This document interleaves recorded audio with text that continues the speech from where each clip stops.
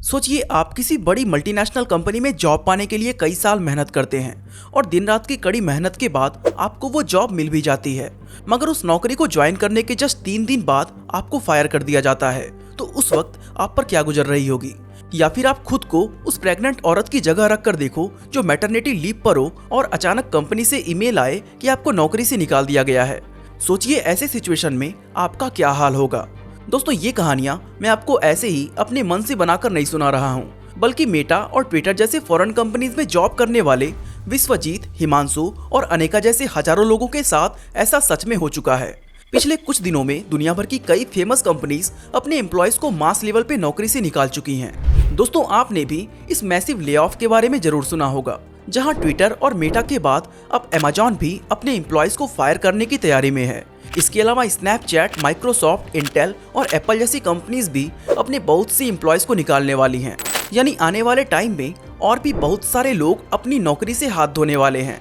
Media reports की माने तो अलग अलग कंपनीज ने पिछले 2 महीने के अंदर 1.5 लाख से ज्यादा लोगों को नौकरी से बाहर किया है। ऐसे में सवाल ये उठता है कि ये कंपनीज इस तरह अपने एम्प्लॉयज को फायर क्यों कर रही हैं? आखिर इसका रीजन क्या है? और सबसे जरूरी बात कि इस सब का भारत पर क्या असर पड़ेगा। Kurt, where are these jobs going to come from? What do we know? Yeah, I mean, this is company wide. It's not necessarily going to be in any particular area. Now to the newest flood of layoffs in the tech world. Meta, the parent company of Facebook, sent emails to 11,000 employees yesterday. दोस्तों, numbers और stats की help से सबसे पहले हम ये समझते हैं कि पिछले कुछ दिनों में कितने लोगों ने अपनी जॉब से हाथ धोया है, ताकि आप समझ सके कि ये सिचुएशन कितनी ज्यादा सीरियस है। इस मैसिव ले ऑफ की शुरुआत होती है ट्विटर से। हुआ ये कि इलोन मस्क ने जब ट्विटर को खरीदा तो पहले ही दिन उन्होंने एक साथ कई सारे एम्प्लॉयज को फायर कर दिया। इसमें कई बड़े और फेमस नाम भी शामिल थे, जैसे ट्विटर के ex CEO Parag Agrawal, ex CFO Ned Segal और एक्स लीगल हेड विजय गाडे। मीडिया रिपोर्ट्स की माने तो इलोन के आने के बाद ट्विटर अब तक 3700 लोगों को जॉब से निकाल चुका है और ले ऑफ का ये प्रोसेस कंपनी में अभी भी जारी है। दोस्तों, मेटा ने भी लगभग 20,000 लोगों को नौकरी से निकाल दिया है। इन निकाले गए एम्प्लॉयज में कुछ लोग तो ऐसे थे जिन्हें ज्वाइनिंग के सिर्फ 2 दिन बाद ही फायर किया गया। यही नहीं, माइक्रोसॉफ्ट जैसी रेपुटेड कंपनी का भी यही हाल है। वहीं अमेजॉन की बात करें तो उसमें ये नंबर 10,000 को क्रॉस कर गया है और ऐसा ही हाल स्नैपचैट का भी है, जो अब तक अपने 20% एम्प्लॉयज को फायर कर चुका है। दोस्तों, इस मैसिव ले ऑफ का असर आईटी कंपनीज के साथ साथ ओटीटी कंपनीज पर भी देखने को मिल रहा है, जहां दुनिया की सबसे बड़ी ओटीटी प्लेटफॉर्म नेटफ्लिक्स अब तक करीब 500 से ज्यादा एम्प्लॉयज को फायर कर चुकी है। बात करें अगर एप्पल और गूगल जैसी बड़ी टेक कंपनीज की, तो वो भी अपने लॉसेस कम करने के लिए अलग अलग सोल्यूशंस पर काम कर रही हैं, जिसके चलते हमें इन कंपनीज के अंदर भी मैसिव ले ऑफ देखने को मिल सकता है। अब दोस्तों, आपको ये अंदाजा लग ही गया होगा कि पिछले कुछ टाइम में कितने सारे लोगों ने अपनी नौकरी गंवा दी है और इस प्रॉब्लम को इतना ज्यादा सीरियस क्यों लिया जा रहा है। अब दोस्तों, मेरी तरह आपके मन में भी ये सवाल जरूर आ रहा होगा कि आखिर लोगों को नौकरी से निकाला क्यों जा रहा है। दोस्तों, अगर गौर करें तो इस मैसिव ले ऑफ के मेनली 2 रीजन्स निकलकर सामने आते हैं, जिसमें पहला है कोविड पैंडेमिक और दूसरा रसिया यूक्रेन वॉर की वजह से बढ़ती हुई महंगाई। चलिए पहले कोविड वाले रीजन के बारे में बात करते हैं। दोस्तों, 2020 में जब दुनिया कोरोना वायरस से जूझ रही थी, तब बड़ी बड़ी टेक कंपनीज को इससे बहुत ही ज्यादा फायदा हो रहा था। अपने घरों में बंद रहने की वजह से लोग अपनी सभी जरूरी चीजों के लिए ऑनलाइन वेबसाइट्स और प्लेटफॉर्म पर डिपेंडेंट हो गए थे।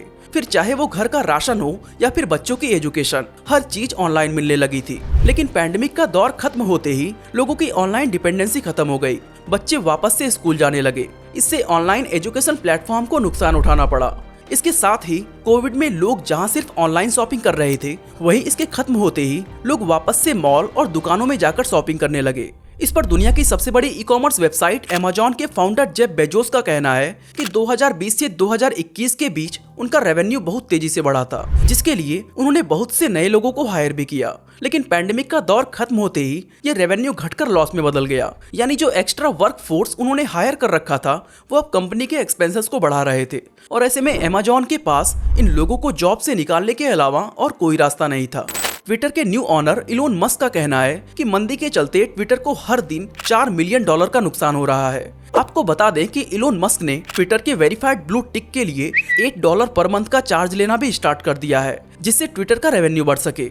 दोस्तों सोशल मीडिया वेबसाइट्स की बात करें तो पैंडेमिक के दिनों में सोशल मीडिया पर लोगों का ट्रैफिक काफी ज्यादा बढ़ गया था, जिससे इन कंपनीज ने अच्छा खासा प्रॉफिट अर्न किया। लेकिन जब लोग घरों से बाहर निकलने लगे तो उन्होंने सोशल मीडिया का यूज कम कर दिया, जिस वजह से न सिर्फ इन कंपनीज का रेवेन्यू कम हुआ बल्कि इनके स्टॉक प्राइस में भारी गिरावट आ गई। दोस्तों इस टाइम मेटा का स्टॉक प्राइस 2016 के बाद अपने सबसे निचले लेवल पर है, जहां आज इस कंपनी की एंटरप्राइज वैल्यू $270 बिलियन है। वहीं लास्ट ईयर ये वैल्यू $1 ट्रिलियन को क्रॉस कर गई थी। जहां दोस्तों फेसबुक अब तक अपने 11,000 एम्प्लॉयज को फायर कर चुका है। इस पे जकरबर्ग का कहना है कि वे फेसबुक के इतिहास में पहली बार अपने 13% एम्प्लॉयज को निकाल रहे हैं।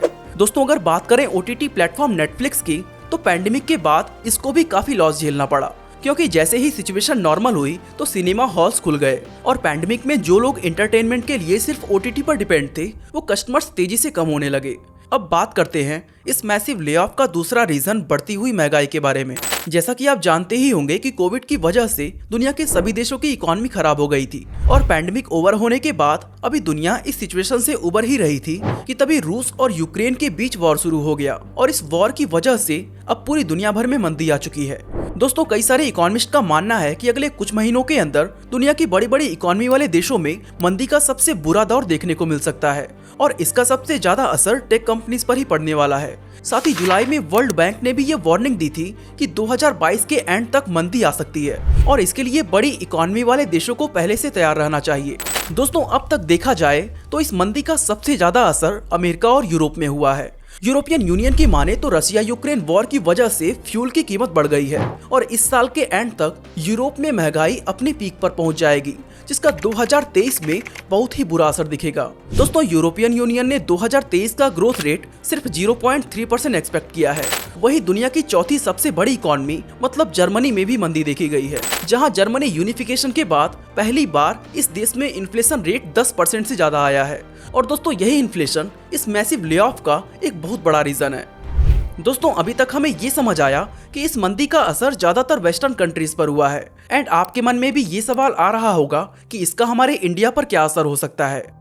दोस्तों आपको ये जानकर खुशी होगी कि फिलहाल भारत पर आर्थिक मंदी का कोई खतरा नहीं है। हालांकि IMF ने देश के इकोनॉमिक ग्रोथ रेट को सिर्फ 7% प्रेडिक्ट किया है, लेकिन फिर भी इस मामले में इंडिया दूसरे देशों से कहीं ज्यादा बेहतर पोजीशन पे है। इतना ही नहीं, नेक्स्ट ईयर भी इंडिया की ग्रोथ चीन एंड दूसरे देशों से बेहतर रहने वाला है। लेकिन दोस्तों इसके साथ एक बैड न्यूज भी है। अनुमान ये है कि भारत का IT सेक्टर आने वाले कुछ टाइम में मंदी का शिकार बन सकता है, क्योंकि इंडिया का IT सेक्टर काफी हद तक अमेरिका और यूरोप जैसी बड़ी इकोनॉमीज पर डिपेंड करता है और हो सकता है कि आने वाले 1-2 महीने के अंदर इंडिया की IT कंपनीज में भी मैसिव लेऑफ देखने को मिले। वहीं दूसरी तरफ अगर हम इंडिया के स्टार्टअप्स की बात करें तो उसमें भी इन्वेस्टर्स का सूखा पड़ा हुआ है, इसलिए इनके पास लोगों को फायर करने के अलावा और कोई ऑप्शन नहीं बचा है।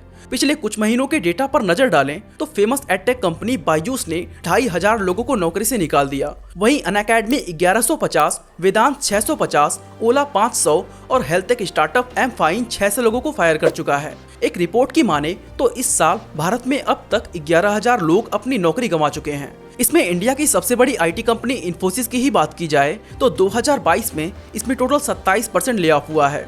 दोस्तों दुनिया के ज्यादातर इकोनॉमिस्ट मानते हैं कि जब मंदी आती है तो कंपनीज के लिए उस सिचुएशन में सरवाइव करने का सबसे अच्छा रास्ता यही होता है कि या तो कुछ एम्प्लॉयज को नौकरी से निकाल दिया जाए या फिर उनकी सैलरी आधी कर दी जाए, और दुनिया की मैक्सिमम टेक कंपनीज इस समय यही कर रही हैं।